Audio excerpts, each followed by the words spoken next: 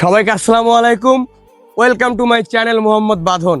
তো আজকে আপনাদেরকে আমরা ঘুরে দেখাবো পার্বতীপুর উপজেলার যশাই হাটে এক জমিদার বাড়ি। তো অনেক স্মৃতি বিজড়িত এই জমিদার বাড়িটি ঘুরে দেখাবো আপনাদেরকে, তো থাকুন আমাদের সঙ্গে।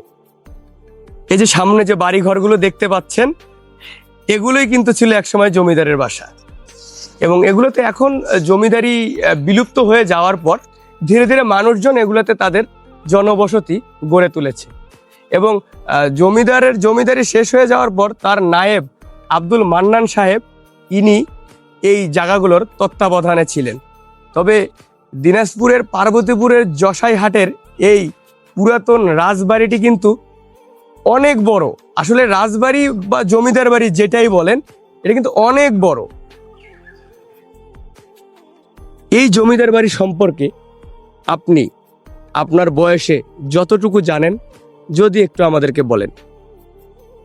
হ্যাঁ, আমার জানা মতে আমি যখন আমার বুঝফম হয়েছে এগুলো গাছপালায় ভরা ছিল। আচ্ছা ওই দিকে বাসা বাড়ি ছিল আচ্ছা জমিদারের।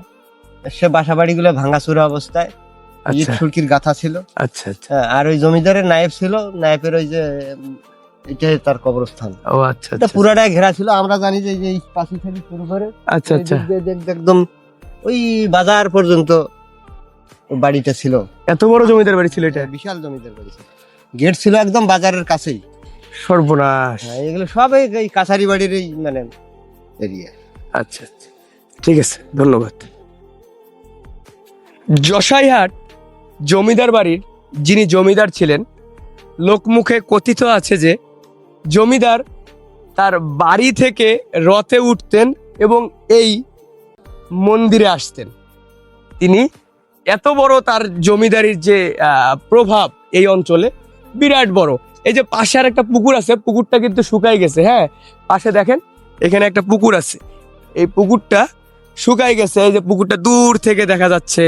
হ্যাঁ, পাশে আর একটা পাহাড়ের, পুকুরটার আশেপাশে কিন্তু অনেক পাহাড় ছিল, মানুষ কেটে নষ্ট করে ফেলছে সব, কিন্তু এক সাইডের পাহাড় তারা আজও কাটতে পারেনি, সেটাও আপনাদেরকে আমরা দেখাবো। তো এই যে দেখুন, এটাই ছিল জমিদার বাড়ি। এই জমিদার বাড়ির আশেপাশে কিন্তু মানুষ এই যে আবাদ করে এখন। হ্যাঁ, পুরোটাই কিন্তু এগুলো জমিদারের জায়গা। জমিদার বাড়ির পুকুরের পাশে যে ছোটখাটো একগুলো পাহাড় ছিল, সেগুলো এই যে আপনাদেরকে এখন আমরা ঘুরে দেখাচ্ছি।